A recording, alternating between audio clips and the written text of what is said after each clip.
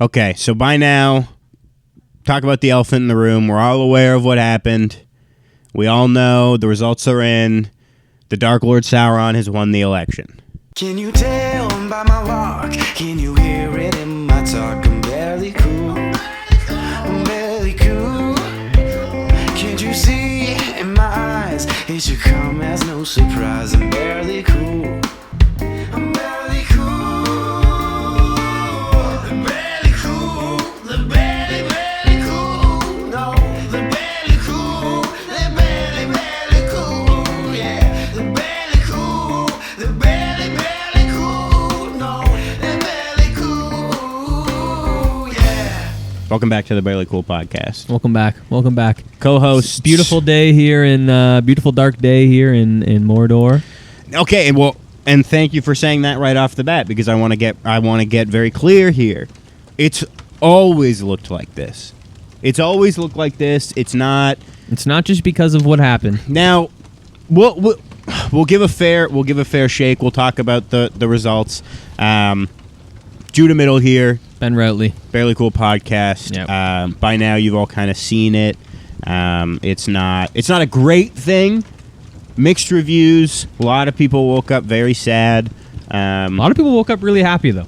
Oh yeah, Yeah, absolutely. Big win today for the orc race. Orcs, Yeah. goblins, they loved him. Trolls, even the cave up in their trolls. caves. Some trolls indentured servitude for life, Yeah. but they're still yelling the chants. Yep. They're still yelling the chants. They're still wearing the hat. Yep. So we had a remarkable voter turnout from orcs, female and male alike. More than we've ever seen. More than we've ever seen from orcs. They came out to the polls. They were happy. They were excited. They exercised their democratic right. they here, waited in and line, They did wait in line. and we've all seen the footage of the orcs and the goblins and the Uruk-hai Yeah. prepping, and Uruk-hai, they're yep. great at organized militia. Yep. Now, and I don't want to use that word. Yeah. Necessarily in this context, but you know what I mean. Yeah. They came out to the polls. They came out to the polls. Their voices were heard. Yeah. White Wizard Sauron was a great. He just did a great job rousing interest in the election and just organizing his orcs to get out to the polls. Now, way to go, Sauron. What do you think about? And I'm sure you guys saw this as well. People who were turned away from the election booths because they had the white hand of Saruman. Mm-hmm. That's gonna follow us. That's gonna shed a dark light on elections and such. In the future. That's just the law in some places. Yeah. It is just the law. You can't show up wearing any sort of party affiliation, both for your protection and the protection of those around. Voter suppression, all of that. Yeah. I think it's gonna sprout some dialogue around the rules. For a lot of these Uruk-hai, this is part of their life. Yeah. Right. They exist with these symbols. It's become a part of who they are in a way. Yeah. So I think that what it's created is it's going to create dialogue in the coming months, especially now that the Dark Lord Sauron has and will take office. I think the Dark Lord Sauron's really going to push for some changes. I agree, because I think I guess the question I'm seeing, and I'm not making any stance on this, but my question is, sorry, 1 second. Smog. Cloudy. Not smog. Smaug's long gone. I've heard people say this about the whole, voter suppression, white hand. Is it the same as the elves wearing the leaf of Lorien? I think that conversation has to be had, right? Because that's integral to their culture. Yeah. It's integral to who they are. Now, again, I'm not saying that they're necessarily equatable, but the question has come up, and people are upset. It's a heated debate. Now, for those of you at home, obviously, a Sauron win means a Denethor loss. Now, Denethor, contentious figure, not the king of Gondor. He's not the king. Not quite. He's sort of the... There's a technicality there. Steward of the throne. Yeah. Steward of the throne. And I don't know, maybe that threw people off. Yeah. Sort of this idea of, if he can't even be a good steward, is he going to be a good king? Yeah, I mean, what has he done in the past few years as steward that have really? Yeah, I know there was some talk that it was just because of the mental competence of Isildur that Denethor even got to this position at all, right? Right. He thinking that if the true line of Isildur had just carried through, maybe things would have been different and Denethor wouldn't have been elevated to this position. I know that conversation's been had, but I think that Denethor did the best with what Denethor had. Well, and yeah, I mean, it's not technically a two-party system we have here in Middle-earth, but I mean, let's be real. It's a two-party system. It's a bit of a waste. The true king of Gondor, nowhere to be found. Yeah. No one knows where he is. Someone says it's this, Wildman. Yeah. I'm not buying that. Ranger from the north. Doesn't make any sense to me. So, yeah, sure, there was other people you could have, tossed a vote in for, but at the end of the day... I know Durin the Fifth was really, really pushing hard, to... we wanted his name on the ballot. Yeah, yeah. And there were a lot of dwarves that came in behind and really pushed that, right? They want to see a third-party representation here, right? And it's not just a throwaway vote. Yeah. They want to see that, and Durin really pushed for that, but ultimately unsuccessful. Well, and you could even, you start questioning, was that ultimately, were those third-party voters for Durin, would those have gone to Denethor? Yeah. Would they have gone to Sauron? Yeah. It's hard to say. Yeah. But I think at the end of the day, this is the world we're living in. Yep. You just got to put on a brave face. And whether you're happy or not, we're all here in Middle-earth together. Things are looking great. Look around. Things are looking up. And it's only going to be 4 years. They're going to fly. Mm-hmm. For sure. Mm-hmm. Now we do... It is worth to say that the Dark Lord Sauron cannot take office again after this particular term in Middle-earth. That for a lot of people in the Denethor camp, that is a white lining. That the Dark Lord Sauron's reign will one day come to an end. Certainly, without the One Ring. I mean, he doesn't have what he needs. No, he certainly doesn't have the power. He's going to be gone in 4 years. Yep. And who's up next? Yep. I mean, some people are saying the Witch King of Angmar. I know people have thrown his name into the mix, and I think he would actually be a willing substitute to the Dark Lord Sauron. Yeah. I think there was talk that the White Wizard Saruman may run next time. I know that he has a much more positive view, even amongst some of the Denethor camp. Yeah. Yeah. Which is, I mean, how do you feel personally?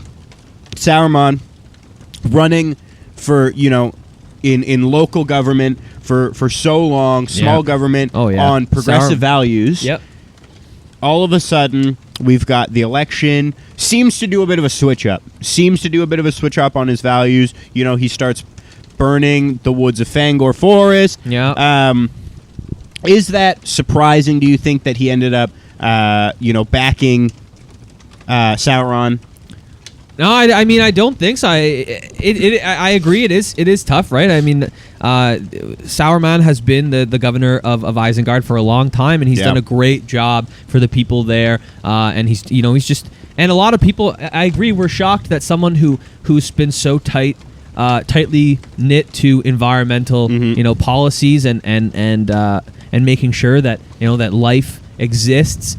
In Isengard, to switch up so hard, I know that shocked a lot of people, but it definitely doesn't shock me that he jumped into the Sauron camp, right? Because I think that something changed there, and he decided that his best chance was to jump in this camp. And that's it's hard to say, but at the end of the day, guys, these are politicians, right? They're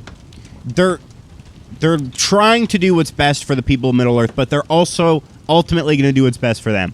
And when you get a career politician like Saruman, who, some people say he's up there in Osgiliath, he doesn't know what the common people, the common hobbits, what they're going through. Yep. And I see that to an extent, for sure. I just think that specifically, you hear a lot of the Ent voices, they were pretty shocked. Yeah. Pretty shocked at Saruman's switch up. But, it's hard to say, 4 years from now, I don't have a Palantir. I'll say that. I'll say that for sure. If I could just speak to that too, real quick, the Ent vote. I know that the Ent vote was supposed to be a surprise. Like that was a bit of a surprising thing. Usually, we don't get a lot of Ents out into the polls. They don't really move very much. Yep. So I think that the definitely the dramatic switch of Saruman must have enticed these Ents to move and to do something and to come out to the polls. I still think that if we had gotten the entire Ent vote out, things might have been different for Denethor. Yeah. But I mean, that's just speculation. Even with that, it's not like Denethor was that popular with the Ents to begin with. No, not particularly. It was really just a lesser of the two evils, I guess, in that situation. Yeah, and I mean, Denethor, we all knew it, right? He's not exactly the united front for the Kingdom of Man. Yep. I mean, it's split from the get-go. Yep. There's people in the Kingdom of Man who, from the beginning were not a fan of Denethor. They're not happy with his stewardship, and so, specifically, people of Rohan, the Rohirrim, of Rohan, yeah. Excuse me. It's contentious, right? And now I'm not going to say that maybe the men of Rohan voted for Sauron, but again, it's hard to say. We don't know. It's hard to say. And I think I remember back, before Denethor became the official a candidate for Middle Earth of that side. I know there was talk that Rohan would throw another name in the mix, but I mean that just never materialized. Yeah. I just don't think there was enough support between the Kingdom of Men and the elves to kind of get another name in there. Well, and the thing is too, right? You gotta remember, it's not everyone is I won't say divided, but there's different camps, right? Yep. And there were a lot of men on Team Sauron, right? Yeah. Yep. Men of the West. Yeah. They're coming in droves, right? People who haven't really voted historically, haven't gotten too involved in Middle Earth in governance, but now they're coming in. They're bringing the Oliphants. Yep. They're coming in quite large numbers. Yeah. Oh, yeah. So, it's hard to say. Really, I don't think it comes down just to policy. No. On who won, who lost. I think there's a lot of factors at play. I agree. Excuse me. Can I get some water? From the production team, or? Come on, guys. It's just an orc to bring me some water. I mean, it wouldn't be that hard. Yeah, I really think. Look, speaking to you, at home watching, where sort of our allegiances lie. I don't want to get too much into that. At the end of the day, it's not productive to get into that. The results are in. The Dark Lord Sauron won. Yep. I think that here's what I'll say. In my perfect world, we would have had a Gandalf on the ballot. Oh man! But that would have changed the game. That Gandalf's not going to run. He doesn't want that sort of power. And honestly, that's the rub, isn't it? Yeah. Is that the man wearing the crown is the man who doesn't want the responsibility of the crown, ideally. And a lot of the time you get these guys who they want the crown so bad. Oh yeah. And those are the guys, putting in the work, putting in the hours politically. And so yeah, I mean, looking back, hindsight's 2020, I would have loved to see a Gandalf on the ballot, but it didn't happen. Nope. I think Gandalf would have been a game changer, right? I think when you look at the Hobbit populations, right, you've got a huge support for Gandalf there, right? You look at the kingdoms of men, right? Even the elves, all of them sort of respect Gandalf's position. That he is wise, and I think that would have kind of messed with the inroads that the Dark Lord Sauron had in the men, right? In this Kingdom of Men, he did gain a lot of votes in these ridings, right? And I think that someone like Gandalf being on the ballot definitely would have put a lot of that to rest. Yeah. Now I will say this, there were almost mixed messages from the Sauron camp, right? You've got, say, a Saruman backing Sauron last minute, at the 11th hour, on some campaign messaging like the Kingdom of Men is over, the time of men is done. And And it seemed to not really affect things like we thought it would. We saw that coming out and we went, oh, that's going to impact. You've got a lot. I mean, when you say stuff like that, you've got a lot of, let's be honest, you got a lot of men in Middle-earth. You got a lot of the human race in Middle-earth. And I personally, I would have thought that maybe would have affected things more. The men of the West seemed to not really be affected by it. Yep. There was a lot of... I don't really know where that disconnect was, and I won't blame them. I won't blame them at all. I don't. I think that ultimately it's not a personal problem. It's not a person by person issue. I won't blame one specific race. Certainly not in Middle Earth. I won't blame that at all. I think ultimately it comes down to I just don't think Denethor had what it took. I don't think. People kind of saw through him a little bit, right? How is it that, the average working man in Gondor struggling to get a loaf of bread, put some food on the table. Yep. Denethor, he promotes this sort of working man thing, but we see him eating the turkey. We see him eating the thighs. The tomatoes. The tomatoes were not a good look. No, I think when that video came out of Denethor sort of picking away, whilst the rest of the men of Gondor and the women of Gondor, the children of Gondor kind of struggled. Yeah. It's been a tough time economically in Middle Earth. We had that plague a couple whiles ago, and it's been a difficult time in Middle Earth. So I think that when that video came out, I think that Denethor took a real hit from that. Clearly he just didn't recover. There was no response either. No. And I get it. I'll say this too, and I don't want to be insensitive. Loss of Boromir, huge hit. Large hit. Boromir was very, very liked. Yeah. But you get, I think people didn't really like Faramir. No, I think they didn't really like him as a second. I think I heard a lot of sort of some people consider it derogatory, but a lot of soy boy remarks toward Faramir that he was just sort of just a weaker version of Boromir, and I mean Boromir was just a difficult case, right? A quick death. There was a lot of speculation that maybe the Dark Lord Sauron was involved in taking out Boromir, and whether it was. But I mean, that's all just speculation, right? We're gonna maybe have an independent investigation into that. But Boromir's loss was a large tragedy for Denethor. Yeah, and speaking on investigations, and again, I don't want to go into conspiracy theories here, right? Yep. But we've all heard them. When you hear that, Saruman is quote-unquote creating people, creating this new race, this new movement. Now, I don't know when the Uruk-hai first showed up on the scene, no, we don't. And I don't want to speculate on that, but, those are conspiracy theories that people are starting to toss around. What do you think about those? I mean, and we talked about this a little bit at the beginning, right? But the question of voter registration is a big thing, right? Like, should... I think that there was a little bit of potentially people voting without registrations on both sides, and I think that's a large talking point for us, right? Should people need to register? Should people need to show their race, even whether you're a Uruk-hai or whatever? Yeah. And I think that Sauron's alleged activities definitely shined a light on how do we go forward with that?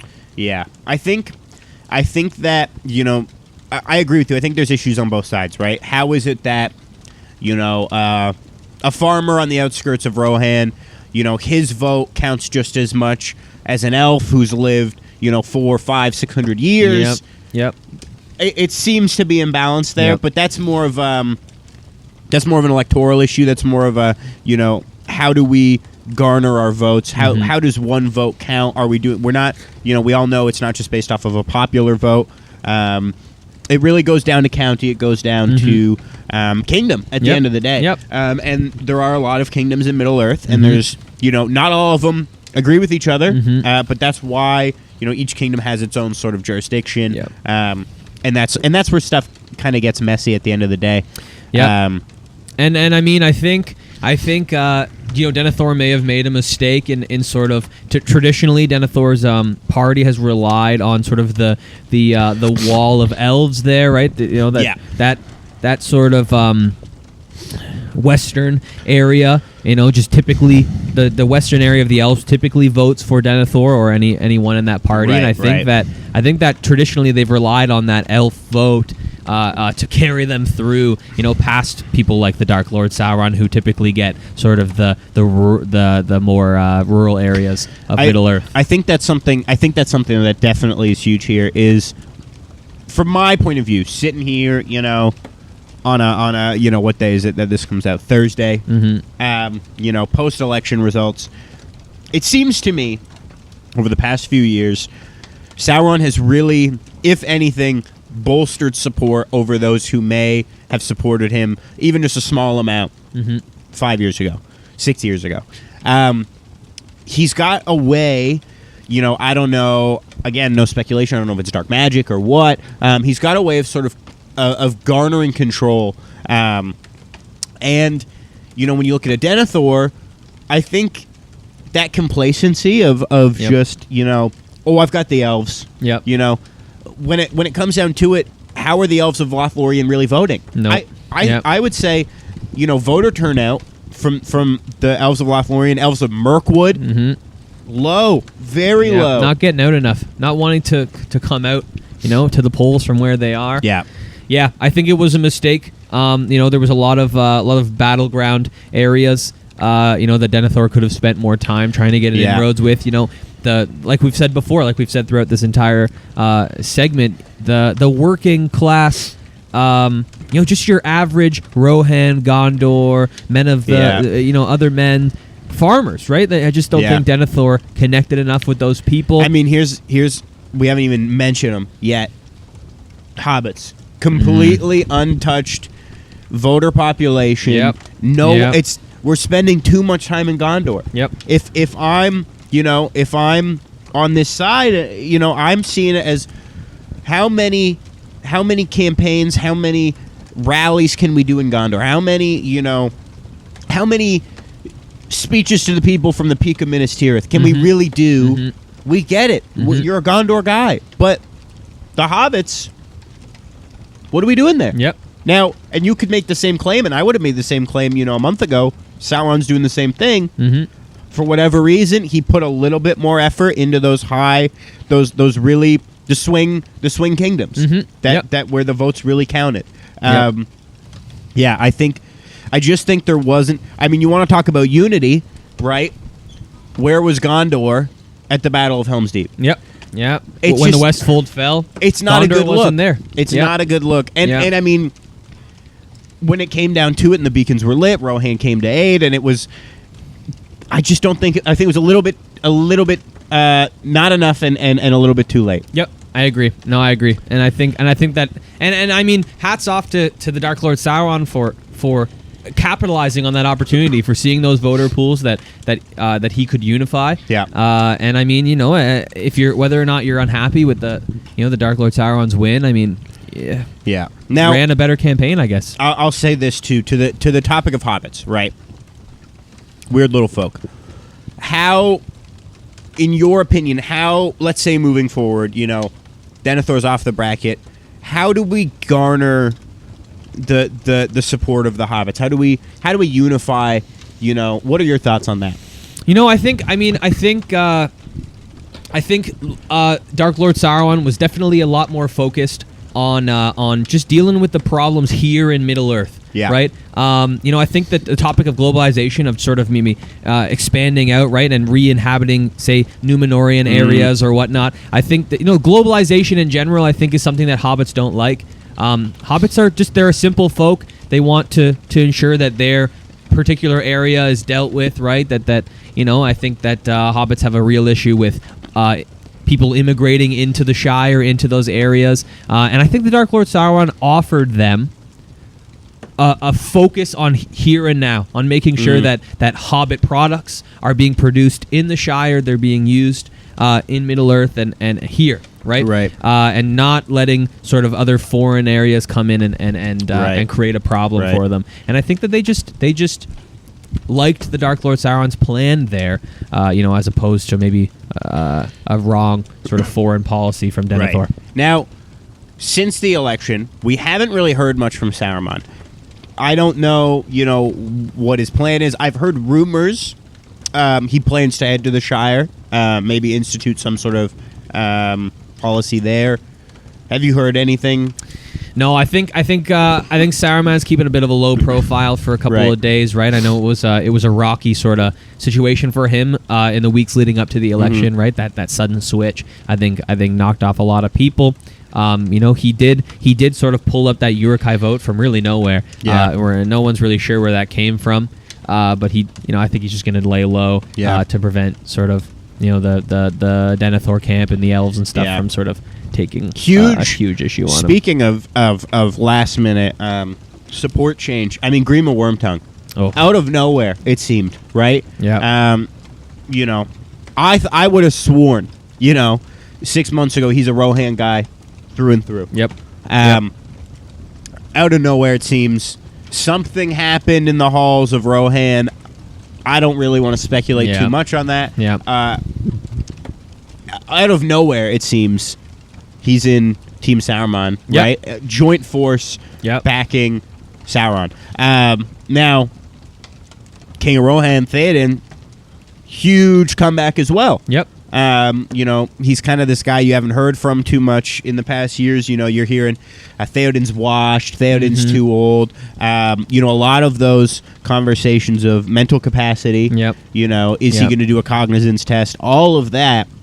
And seemingly out of nowhere comes back with a huge force, but again that Grima Wormtongue switch, surprising to me. That's all I'll say. No, absolutely, and I think that really created a problem for the Denethor camp, right? In that it split the Rohan vote. Yeah. I think Rohan was fairly united in that they would have voted for Denethor instead of the Lord Sauron, but I mean, it's one of those things, right, where when you have someone who's as important as Grima Wormtongue, and garners a significant following. Whether or not you agree with the people who follow him or not. When someone like that splits off and endorses another, another candidate, that's gonna definitely pull some of the Rohan vote. I think that ultimately might have been the difference for the Denethor camp, right? Had they had a united Rohan vote, maybe that would have been a different. But I mean, that's all just speculation for us now. So moving forward, right? Give me 3 names. We'll do a bit of a bracket. Mm-hmm. A draft, if you will. Mm-hmm. 3 names that you would like to see, heading the opposition to Team Sauron, heading the opposition to Mordor. Who would you like to see? I got a couple names on the bracket. Who would you like to see? Well, here's the thing. Listen, I think King Theoden really revitalized himself. In the months leading up to this election. I think that a lot of people counted him out. I think that if he were to take over the leadership from Denethor, then absolutely that there would be a huge support from Rohan and Gondor. A little bit of an off the wall pick if you want to speak to that. I just I don't know if you heard the news. King Theoden. He fell in battle. King Theoden's no longer with us. No, he fell in battle. He was, controversially killed by the Witch King of Angmar. So, I know it's a shame. Yeah, I guess that news just hadn't reached me yet. Yeah. It's been now again. I'm with you. I think it's been a crazy past couple days, and we get that. I agree with you. It's a huge loss. Yep. I just wanted to. It doesn't invalidate. My apologies to it doesn't Theoden's invalidate family. The draft. But for bringing that up, it was my bad, but I do have the utmost respect for King Theoden. I think he would have been a great candidate. To continue, I think a bit of a sleeper pick for me. Kind of a fairly unknown candidate so far, just kind of coming up through the Congress routes. Maybe has to be a senator first, but Aragorn. I don't know if you've heard of Aragorn. Definitely comes from a family, from a line of politicians that have had some influence, especially in Gondor. Right. There's a lot of people who sort of dispute that, but No, I think that if Aragorn plays his cards right and he spends a lot of time, promoting himself, I think he could definitely gain inroads and really unite the kingdoms of men. Yeah, absolutely, for sure. That's a good pick. He would have been on mine, but you got him. Give me pick number 3. Pick number 3, I think we have to go back to what we were talking about before here, but Gandalf, right? I think Gandalf is an older man, but definitely instrumental in ensuring that Gondor sort of made it through the difficult times that they've had. Again, when we talk about the Hobbit vote, I think that you could really pull the hobbits back. Maybe the ones that voted with the Lord Sauron, we don't really know totally how much of that population did, but you could pull some of those hobbits back. They view him as a very trusting figure. Yeah, that's smart. He does feel a little more powerful since just changing his wardrobe a little bit, dyeing the hair white. That was a great PR move. Yep, great PR move. Controversial because it was kind of like Saruman kind of already did it. Yeah. But I would argue Gandalf the White. I mean, it just rolls off the tongue. He did it a little bit better. Yeah. He's already kind of known as the guy with 100 names. Yep. Right. Yep. So he's got a lot of names. Whether you want to call him Gandalf the Grey, Gandalf the White, a quick switch like that for anyone else might have killed them, might have killed their image. For him, complete opposite. Yep. And I think think it was a great move. And I think that if he continues on that road, he might be someone who can take down the Lord Sauron. I mean, even the Lord Sauron can't run, right? So even from like a Witch King of Angmar perspective, right? If someone like that does jump in, then I think Gandalf could be a good candidate there. Right. So my 3, speaking to the Witch King of Angmar moving forward, right? If Sauron can't run for another term, Witch King of Angmar we know is probably going to be on that ballot. He's a little bit younger, a little bit more youthful. I think an easy competitor. I'm putting Éowyn. Controversial, but I mean, it's about time we have a woman on the bracket. You could make the claim she kind of gets around the prophecy. Witch King of Angmar. No, I think if anyone's going to take down the Witch King of Angmar, it's going to be Éowyn. Yeah. She is no man. Yep. So that, in a way, is something that I think is really, really strong for her. Yep. She'll have a really big backing on that. Bit of a controversial. I will just say, Éowyn she's got kind of a united front. She came. She's not one of the elites, and she's got that going for her, right? Yep. She's sort of royalty adjacent, Yep. in a way that I think kind of pulls her away from that sort of pretentious luxury that Denethor brought to the table. Yep, but still gives her access to sort of resources that are going to help her run a successful campaign. She's got the connections. Yep. Speaking to Aragorn again, whether he would ever run, there's a connection there between Éowyn and Aragorn. I don't really know. But I think she would be a great pick. Yep. I think too. I know there's been talks that her and Faramir are fairly close as well. I've heard that. And if maybe she selects someone like Faramir to be a VP, right? I know a lot of people have had issues with Faramir, but I think that maybe Faramir could be a good alternate to Denethor as a VP. Right? Could do that. You want to unite the kingdoms of Rohan and Gondor. You put an Éowyn and a Faramir. It's. Again, he's no Boromir, but in a lot of ways, he brings a lot to the table that Boromir really doesn't. He's so loyal in a way that not a lot of people talk about, because you compare him to a Boromir and you see the faults, but at the end of the day, he really is. The way he goes into battle, knowing that he may not return, is honorable in a way that is hard to really describe. You'd have to sing a song about it. Yep, I agree. So. Yeah, I think that's a great pick, a hopeful pick, maybe.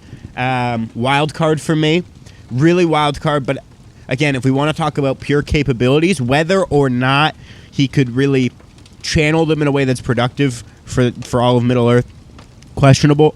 But if we're talking sheer ability, I'm putting a Tom Bombadil on the list. Oh, yeah. Again, whether we can find him, whether he wants to even run. Yep. No, Tom Bombadil is a legend for lots, right? Yeah. But definitely a powerful fellow, right? You know, and I think off air, me and Judah were talking about, people just really want to see power. Yeah. In the King of Middle Earth, and I think that's a reason that a lot of people trusted. Lord Sauron instead of Denethor. Yeah. A little bit more intensity and power and confidence there. Absolutely. And I think that Tom Bombadil kind of brings that to the table. You know, definitely more than a Witch King of Angmar. Yeah, and it's in a way that's still it's light. Yep. It's a kind of intense. A quiet confidence. Yes. Calm. Yes. There's a whimsical nature there that I think Tom Bombadil has that I think would he'll get gain the family inroads. vote. He would gain inroads with family voters. Exactly. Yeah. Exactly. Now, and again, another controversial pick, and I just think I don't want to put necessarily myself in the same boat as Saruman, but I will say that the Reign of Man, it's been going for a while. Yep. It's been going for quite a while. And again, I don't think you're going to necessarily get whether or not he would even do it. And again, it's controversial. A Bilbo Baggins, right? Now, Yep. I don't think Frodo's quite ready yet. No, Frodo's not quite there. He's a little young to be put onto the ballot. But you look at... He's done great things. Don't get me wrong. No one's going after Frodo here, right? Frodo's a hero. Yes. For Middle Earth. The right songs about him, the right songs about Sam. But They would be a great running team. Yeah. Can he be a politician? Does he want to? No. Does he want? I think Samwise Gamgee would definitely be a better even maybe just a campaign manager. Samwise Gamgee's a likable person. You want him on the team for sure. Yeah. Whether or not he's the face of the operation. Yep. I can't think of a single person who's got a bad thing to say about Samwise Gamgee. Nope. Some right? could say that everything Frodo accomplished for Middle Earth it may not have been possible without Samwise Gamgee by his agree. side. It's a great PR move to put Frodo on the face. He's got those blue eyes. Yeah. Lovable. The fellowship's behind him. You've got, the Council of Rivendell. Big name. Yep. But he's not getting anywhere without Samwise Gamgee. Nope. So the reason I'm putting Bilbo on there is he's kind of... Guys, can we turn down the smoke? Yeah, please. It's a little bit too much. It's really bad in here. It's hot. Barad-dûr. What are you going to do about it? You put Bilbo on the bracket, right? He's got the star power. Now, whether he wants to or not, he did a lot. He did a lot with the whole Smaug situation. Yep. Oh, yes, lots. Yep. It's he's kind of a legend. He's definitely going to land the Hobbit vote, of course. Oh, absolutely. That goes without saying. He's got a history with the dwarves. Yep, I think the dwarf vote. I think he would get them out of their mountains to the booths. I agree. I agree with that. The dwarves are an underrated vote force, and there's a lot of work to come all the way out from under the mountain. Yep. Right, and there's a lot of mountains. Yep. And I think we should pause for a second and just express sort of an apology to the families or anyone who's related to the dwarves from the mines of Moria. We did hear about that tragedy that did happen there, and I know that there's been a bad light shed on the goblins for that. But we would just like to say we're sorry from here at Barely Cool. It's not what Middle Earth is about. No. It's an awful thing, and at the same time, It's just hard. It's just hard because what do you do? Not all goblins are the same as all orcs, right? Yep. And you take a few of them, and whether the goblins were operating of their own accord, whether they're just a malevolent force. It's hard to say. Yep. I've heard that you could also make the claim that the dwarves, they delved a little too deep. They did, yep. There was, yep. Those rumors of the Balrog aren't coming out of nowhere. No. Right? No. Whether or not you even believe in such a thing, yep. The rumors of the Balrog are there, and whether the dwarves did awaken something, again, that's nothing to be said about the just atrocity that happened in the mines of Moria. Yeah. I just don't feel right Our pointing fingers necessarily on any one person. Yeah. So our condolences there, and the dwarves have quite a storied history as well, right? With Smaug included. Yep. So it's not like they're lazy. Nope. I want to say that very clearly. It's not like the dwarves are lazy. No one's saying that here. The win of the Dark Lord Sauron is not on one people group. Nope. It's if you view the win as a failure, it's ultimately a failure of the organization in of itself. Denethor's campaign just didn't get it going. Just didn't get it done. You can't blame it on any one type of people. No. I mean, it's the same. We talked about it already. The men of the West, right? You can't expect everyone to vote one specific way. But you know, those are my three. No, I think Bilbo's a great pick. I think that's a sleeper pick. Yeah. But yeah, no, definitely would get that Hobbit and Dwarf vote back. Yeah, that would be huge. Yeah, that'd be huge. It'd be great. And I mean, and I've heard even that there's been some recent reconciliation between Dwarf and Elf, if you can believe that. I think the Council of Rivendell actually really helped with that. I think I agree. Two not controversial, two really influential figures in Legolas, Greenleaf of the Woodland Realm, and Gimli, son of Gloin. Yeah. I think that that they were very instrumental in sort of bringing these two people groups back together and sort of fixing some of the prejudice that existed on both sides. And I mean, it's one of those things where, again, a little bit too late, but come next election, it might honestly, Sauron might have kind of shot his team in the foot a little bit on that, because you merge these two groups that you gave them a reason to kind of reconcile. And so whether or not you're pro Sauron, anti Sauron, the people who were against him pretty strongly, and they put aside differences that are honestly hundreds of years old to kind of unite. And that unity is, I'll say it again, regardless of your political affiliations, it's a beautiful thing. The unity is a beautiful thing. You can make, I mean, Sauron will make the claim, he's for unity as well. Whether he does that by, wiping out the race of men. I think, enslaving hobbits. I don't know exactly what I definitely think that there is a talk of unifying all of Middle Earth under one banner, one ring even. Yeah, an iron fist for sure. Yeah, and some people are into that, right? And some people voted Dark Lord Sauron for that reason. That was the first. That was a first ballot issue for a lot of them. So I mean, take with that what you will, but ultimately, I think here at Barely Cool, right, we would like to see a more united Middle Earth.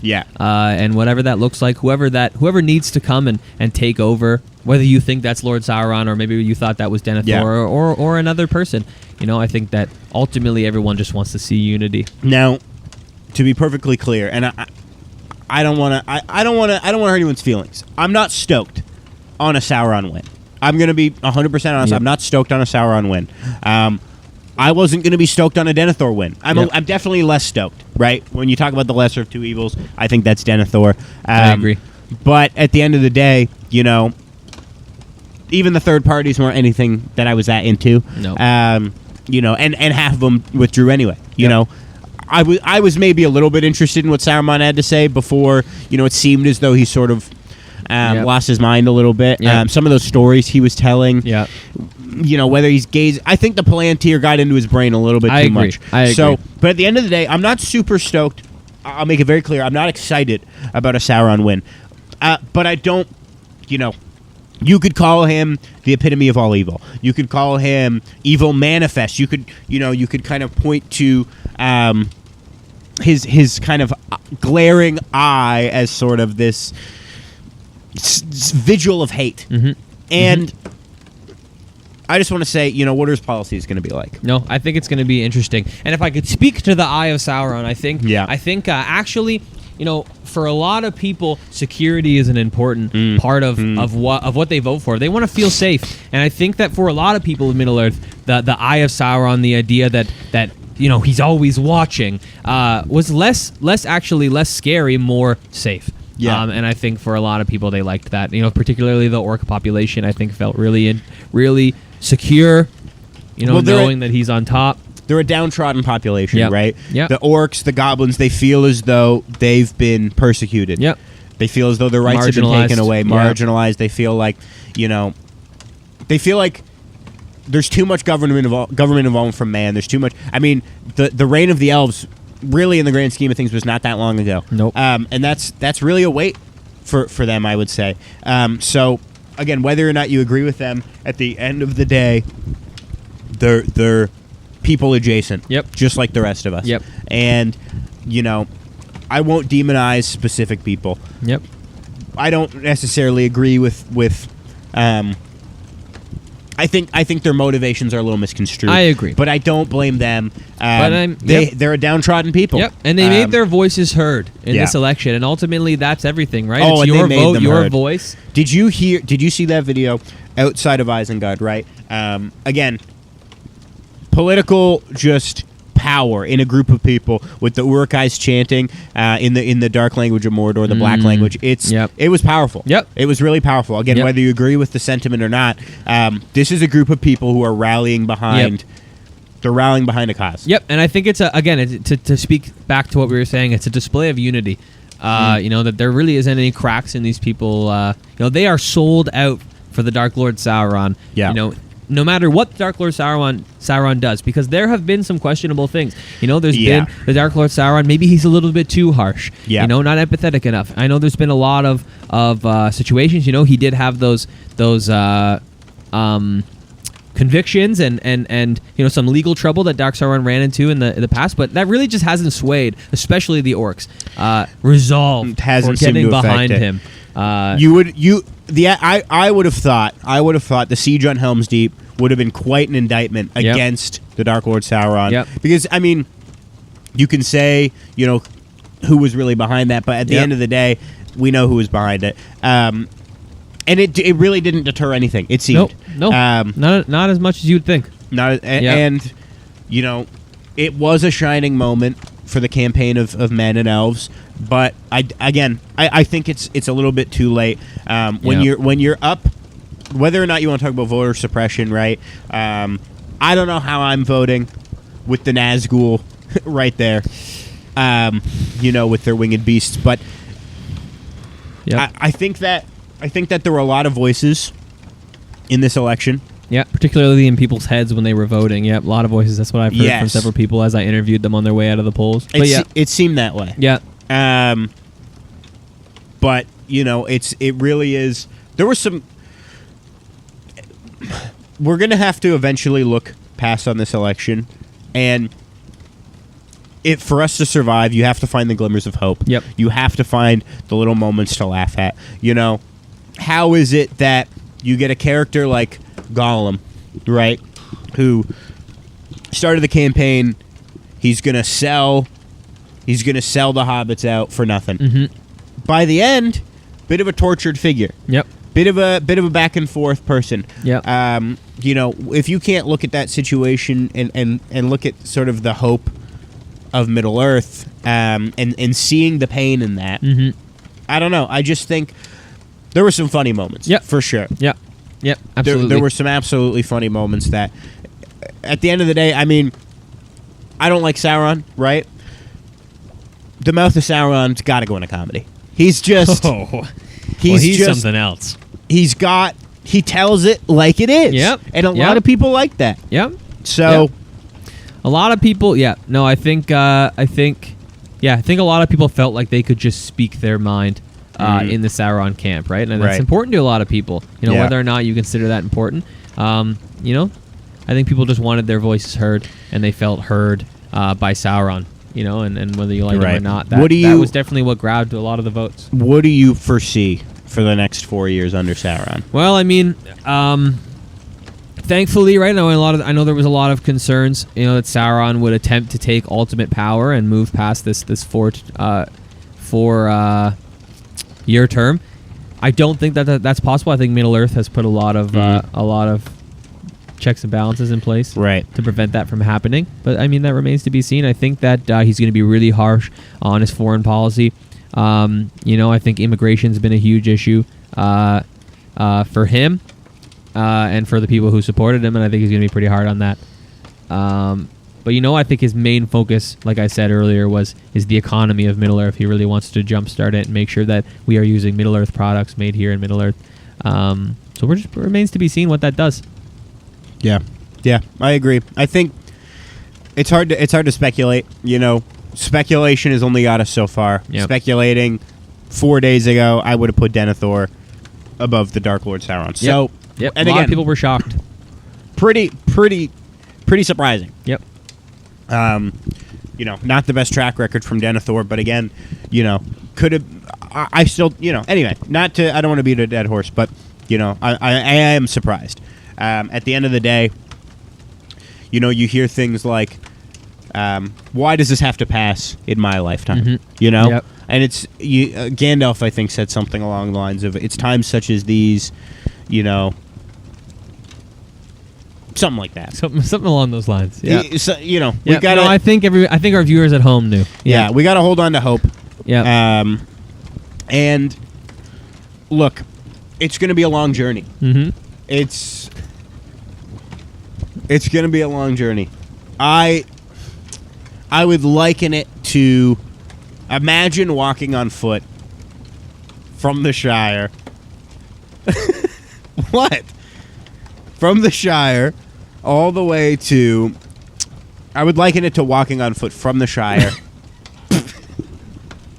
Apologies to our viewers here. No, I think my headset's wrong. I got to check how much time we have left on, Have on a our check. segment today. Have a check. What time are we at? You keep going.